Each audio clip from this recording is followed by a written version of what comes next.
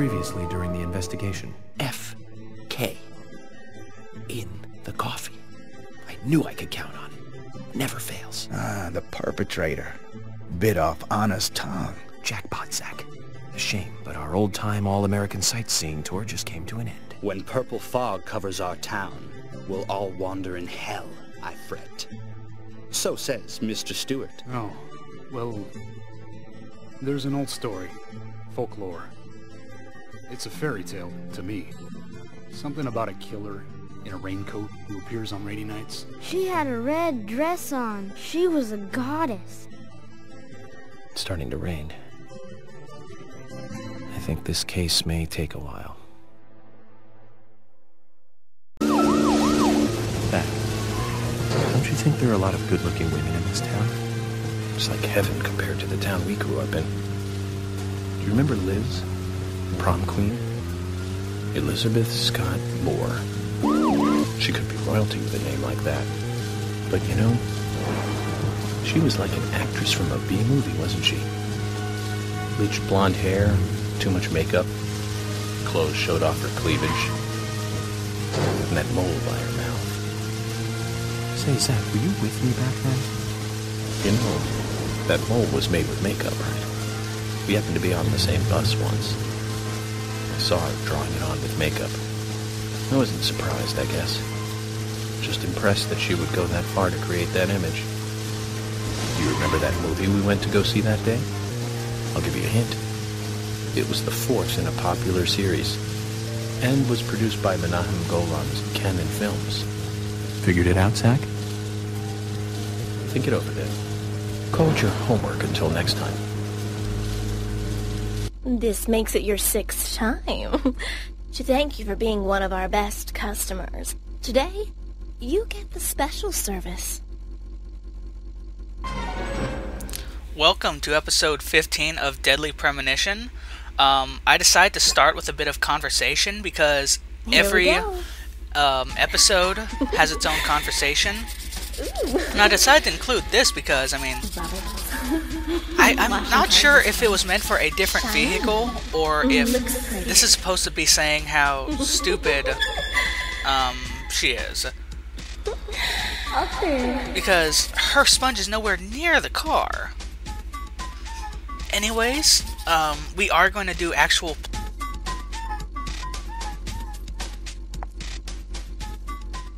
Ooh, that was fun. Come again.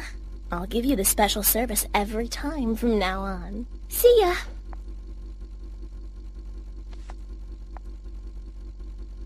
Zach, that was some aggressive car washing. She's crazy. Like a cat in heat. You may have liked it, but I never want to go through that again. Neither do I. But it's not all for naught. We do get a lollipop out of it. And now let's continue on with the storyline. After we finish this part right here.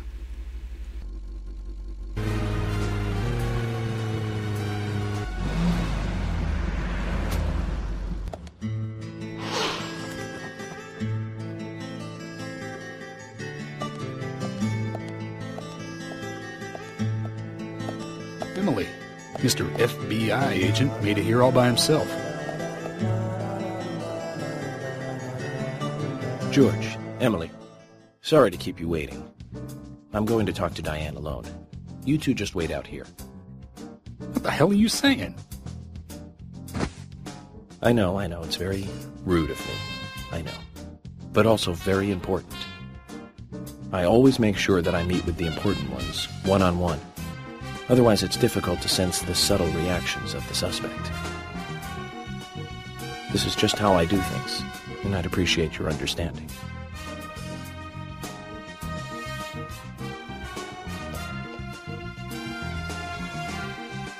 But go on, then. You're not going to listen to us anyway, are you? You're starting to understand me, George. Well then, Zach, let's go and meet Lady Diane.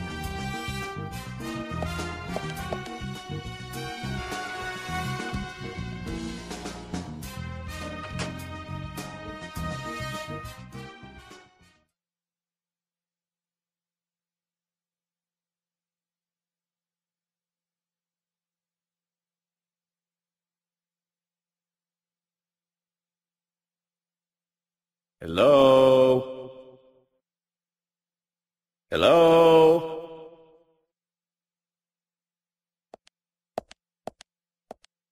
No reply. Let's take a look around then, Zach. Okay, keep in mind, Greenvale is a pretty small place, but has this huge art center. Now we have a door off to the right.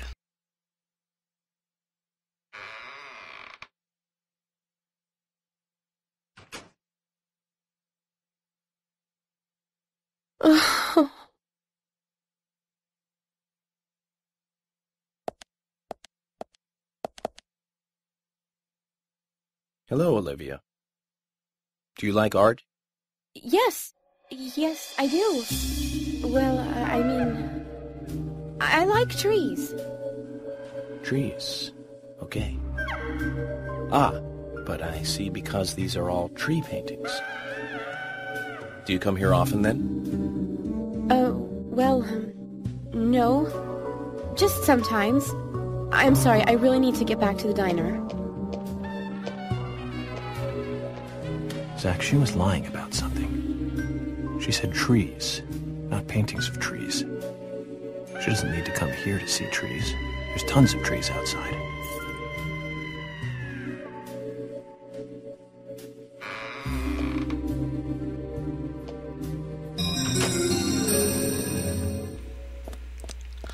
Obvious clue is obvious.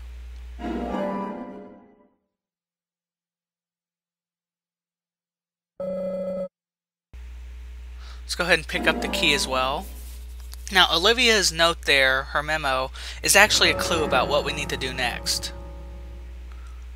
Let's go ahead and pull it up real quick. Trees at sunset, red leaves, red dancing butterflies. It doesn't make much sense now, but it does come off as important a bit later. Let's take a look at where those red motes are. It's just a painting. We can't do anything with it. All we can observe. There are 6 trees painted at. There are 6 trees in sunset. Remember that number, 6 trees. And that was also the name of the. That was also the first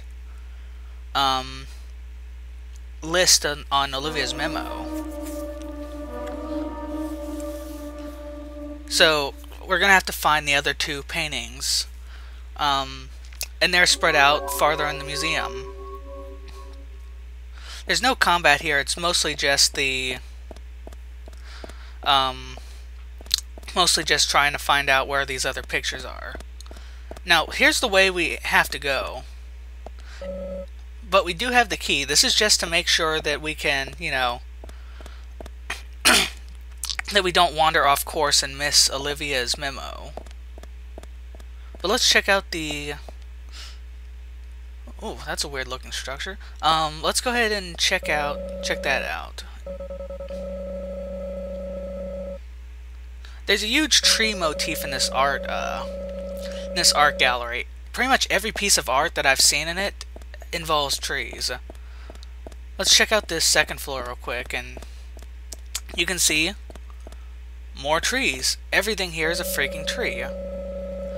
Which is kind of weird because the entire outside area is Greenvale is basically a giant forest. There are tons of trees. It was a logging industry. Let's take one more look at this one.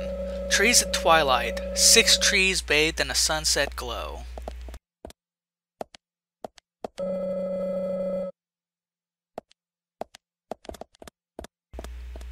Now, it's only the paintings with the red motes that we need to look at. So let's go ahead and use our key and go further into the art gallery.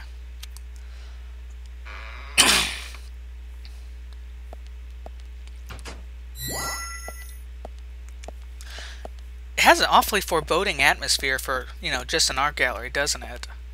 There's not a lot of business here either, so I don't know who exactly they're trying to serve. I mean, could you see, like, George patroning an art museum? I couldn't.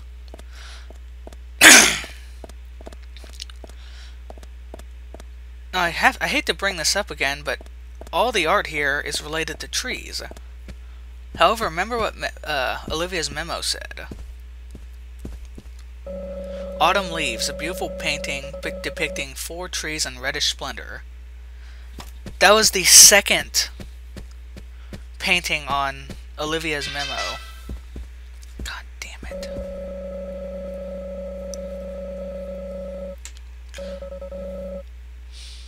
Okay, so the third painting we need is missing.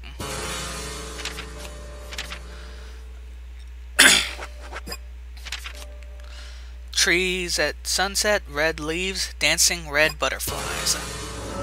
We have the first 2, now we need to find the last one.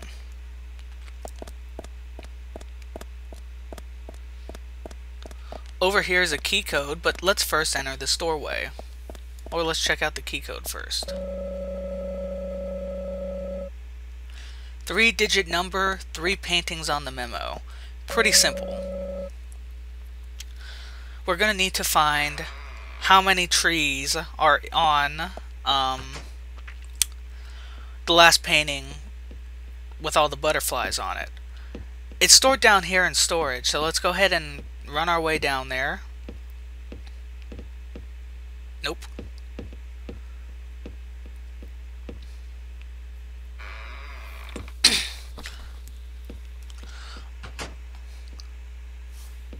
The awkward camera angle sort of threw me off here. I'm not really sure why they did it.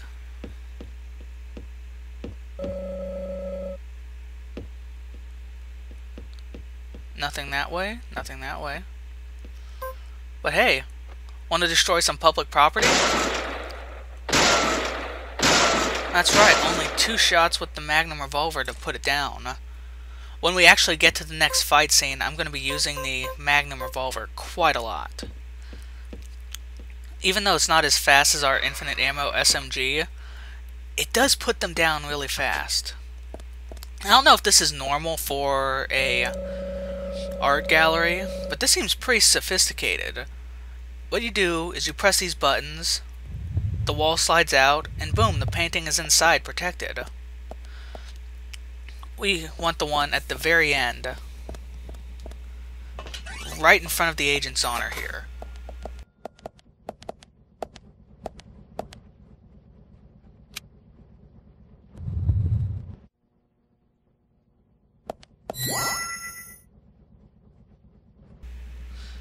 There we go. Red butterflies frolicking. A large tree and red butterflies. There is only 1 tree on that painting as well. All these other art containers are empty though, so no need to explore them. Let's head back up to the code and punch this sucker in. Do you remember what all the numbers were? Remember, it is the amount of trees in every painting that was on Olivia's memo, in the order that the paintings were listed. Really, it's not a difficult puzzle, but it does make you run around, which is pretty good since this museum is mostly uneventful outside of the story sections.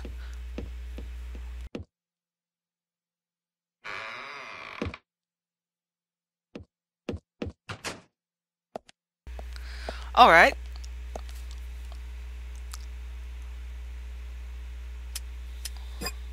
I'm gonna give you a moment to put this in. Zach, something is still missing. We need more clues. Not quite. 6, 4, 1. Simple.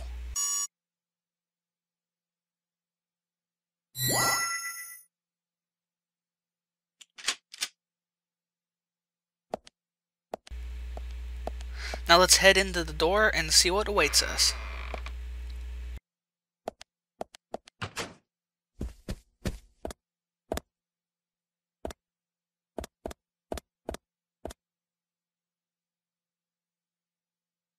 Like I said, there's no point in you having this. I can put it to far better use. I'm taking it with me, okay? That's fine by me then, as you wish.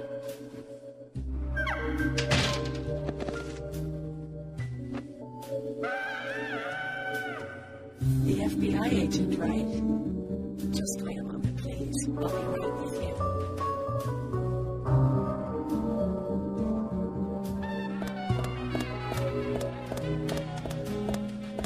you. So there's no way you could have been at the scene of the crime? That's right. I was drinking at the bar with Nick until early morning. I'm sure if you ask him about it, he'll say the same.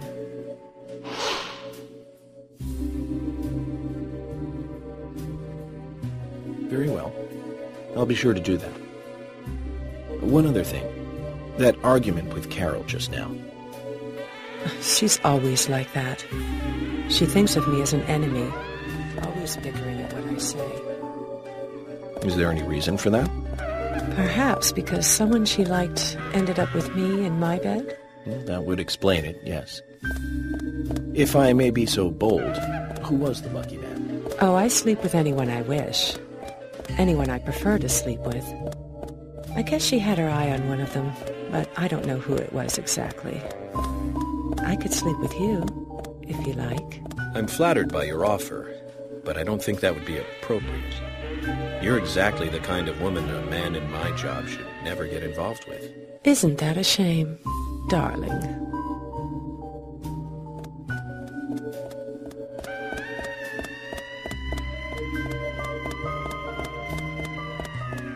I'll be frank. Right now, you are not a suspect. But both Zach and I are certainly feeling shaky about you. If you want to remain in the clear, just watch yourself from now on. Oh, you don't know, do you? Artists and art lovers, we love a good thrill. Thank you for your help. I have nothing further to ask you at the moment. Goodbye.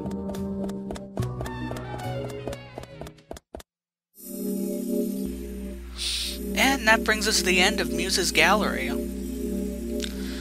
We are going to just continue on through the next episode, chapter in the episode, I forget what they're called exactly. We've got a ton of money, man, so we're in a good way right now.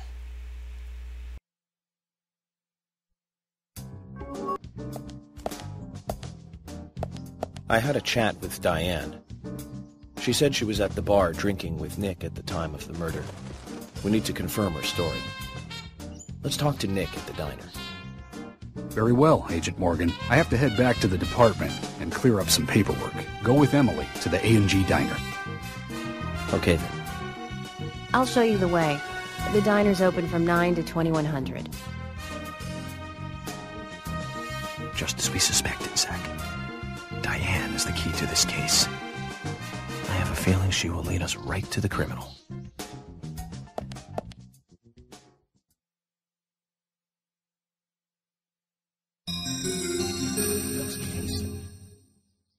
Looks like the show has just begun, and it has an all-star cast. Okay, let's pick up Emily and head over to the A&G diner.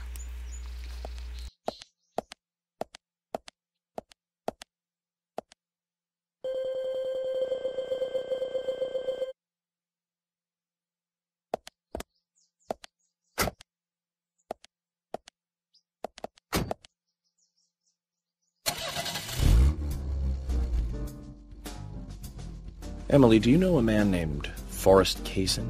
Kaysen? Yes, I know him. The sapling salesman, right? He always uses strange comparisons when he talks. I'd like to know more about him. What does he do when he comes to town? He's a salesman, so I guess he sells things? Maybe he comes on vacation. We haven't seen many tourists recently, but he comes pretty often. Is that all? Well, now that you mention it, he seems quite friendly with the Ingrams, with Isaac and Isaiah. Maybe you should ask them about Kaysen. Okay, I will. Emily, don't you find it a bit suffocating to be around George so much? Well, we aren't always together. And anyway, I've gotten used to him. Impressive. Women are very adaptable. No, it's not like that, actually. George is hard-headed, sure, but he's also a hard-working man. That's why the townsfolk trust him so much. The very epitome of the rural sheriff. That's right. He isn't some hotshot FBI agent. This place isn't like the city. Everyone knows everyone else. What about you and Anna? Were you too close? No, not close, really. I don't seem to have much in common with teenagers nowadays. All they talk about are boys, clothes, and accessories. I don't have much interest in any of those things. There is a gap between a teenager and being in your 20s. Everyone's different, that's all. Me and you, too. Zach, I'm not liking the way this conversation is heading. Let's concentrate on driving instead.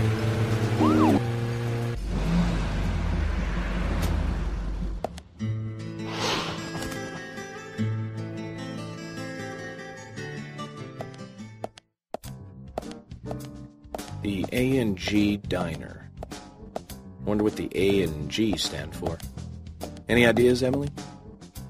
Nope, I don't know either. Air and gravity, perhaps? Access and games? Aliens and Godzilla? Who knows? Is it important to know? Why don't you just ask Nick? Oh, I will. But first, I need to eat. Wonder what's good here.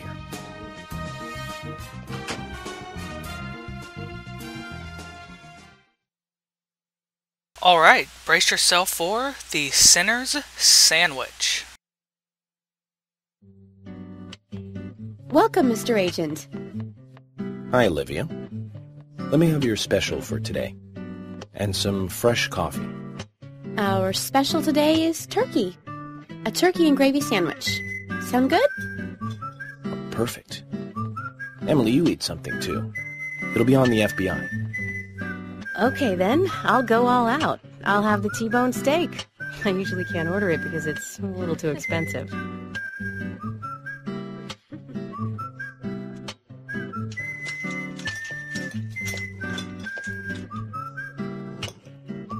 Mrs. Olivia Cormack, I am here for Mr. Stewart's lunch.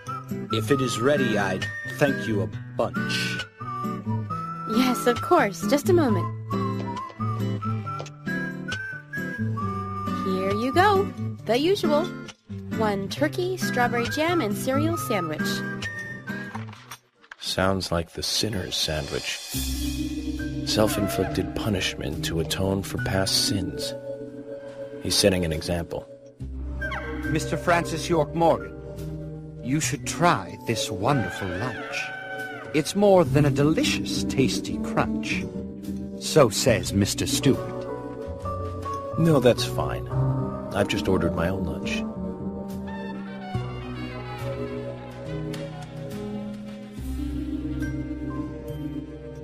Mr. Francis York Morgan, that is, Mr. Stewart's order is delicious, I should mention. And Mr. Nick Cormack is a genius for creating this perfection. So says Mr. Stewart. Still, I have a hunch I might not like it. You sure that sandwich is that good?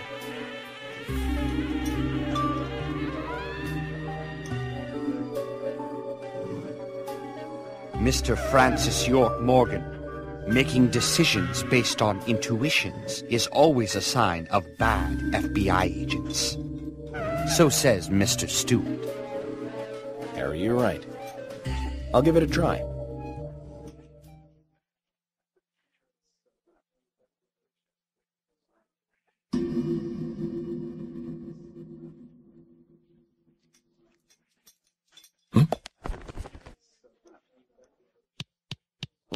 I can't believe it. This is fantastic.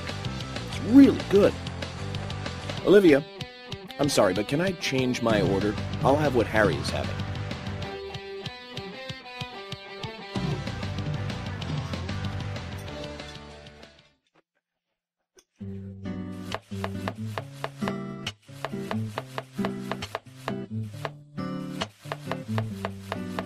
Nick and Diane. They hardly make the perfect couple, do they? Is it widely known that they go drinking together, just the two of them? To be honest, I don't pay attention to these things. Not into local gossip? Well, when I moved here, I was still in high school, and I kept wearing the same wild clothes from my school in Seattle. I was young back then. And before I knew it, there were rumors all over the school. She'll screw anyone. That's what they said. Totally unfounded, of course. Anyway, after that, I just sort of chose not to really trust gossip.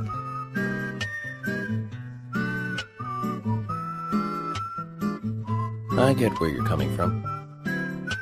I used to dress like a hardcore punk rocker when I was in high school. You? A punk rocker? Nobody took my side, even when I had good grades.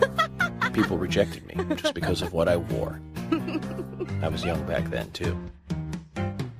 Even still, I just don't see you as a punk rocker. And you laugh? Look at you. No makeup on, dressed in uniform, eating a steak for lunch. Okay, back to work. Let's talk to Nick.